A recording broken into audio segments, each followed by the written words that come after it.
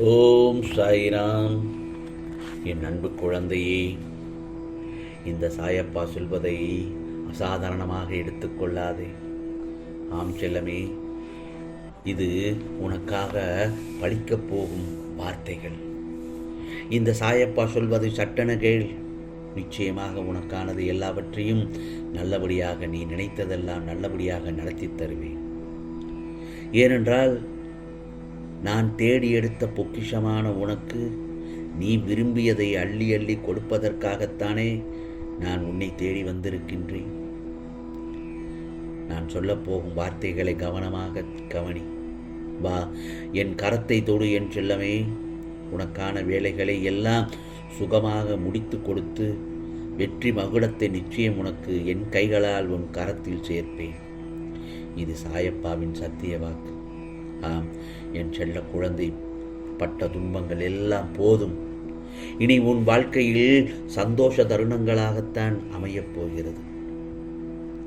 உன் வாழ்க்கையை புரிய வைத்து உன் வாழ்க்கையை உன் சாயப்பா நிச்சயமாக பிரகாசமாக்குவேன்.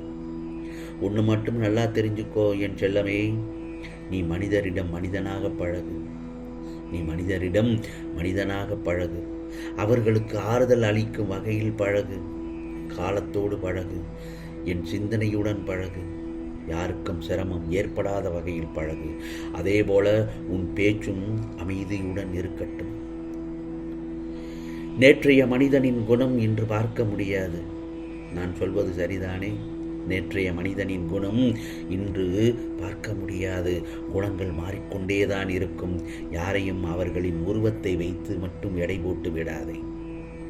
உங்களிடம் நான் கேட்பது என்ன தெரியுமா? உன்னிடத்தில் உன் சாயப்பா கேட்பது ஒன்றே ஒன்றுதான், மௌனம். மௌனம். அதனால் நீ நினைக்கலாம், சாயப்பா என்னை ஏறெடுத்து கண்ணெடுத்து பார்க்கவில்லை என்று. அப்படிப்பட்ட அந்த நினைப்பை அறவே ஒழித்துவிடு. எத்தனை பேர் என்னை உயிர் மூச்சாக நினைக்கிறார்கள். அவர்கள் எல்லாம் சதா சர்வகாலமும் சாயி சாயி என்று சொல்லிக்கொண்டே இருப்பதால் அவரை விட்டு நான் வேறு எங்கு செல்ல முடியும்?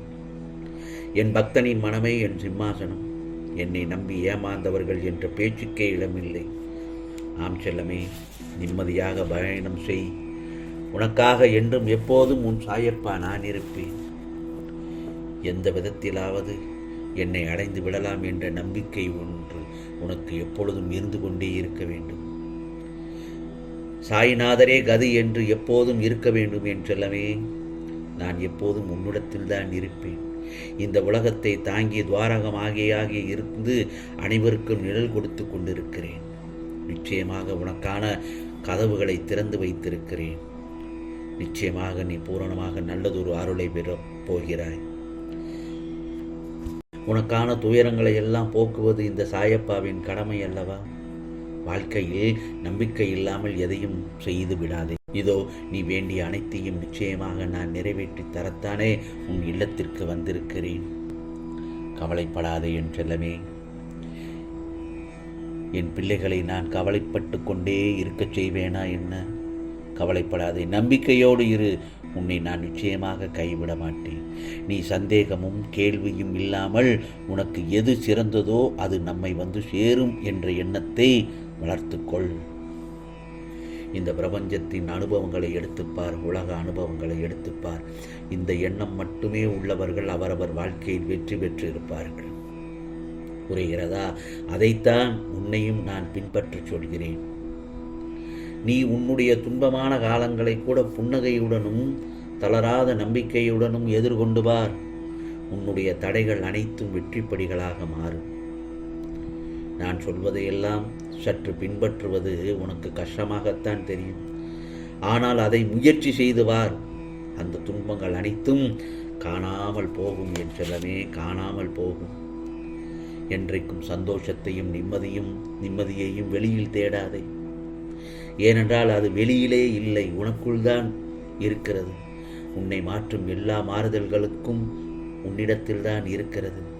யாரேனும் கை நீட்டி வந்து உதவி கேட்டால் உன்னால் முடிந்த உதவியை செய்கிறாய் அல்லவா?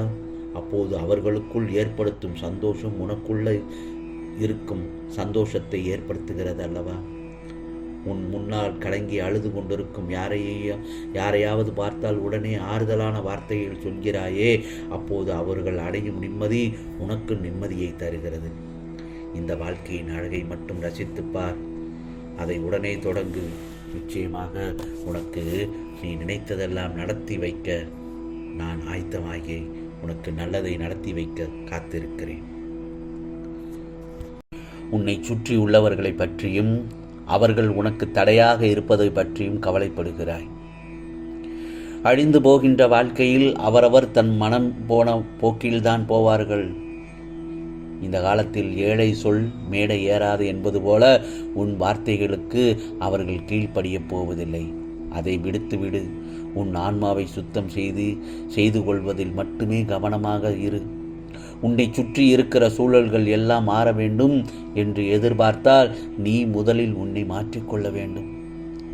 உனது விருப்பம் நியாயமானது என்று நினைக்கின்ற நீ அதற்கு தடை என்று ஏதேனும் வந்துவிட்டால் என்ன செய்வது என்று நினைத்து தவிக்கிறாய். இந்த தவிப்பை அடுத்து உன் மனதில் சஞ்சலம் தோன்றிவிடுகிறது.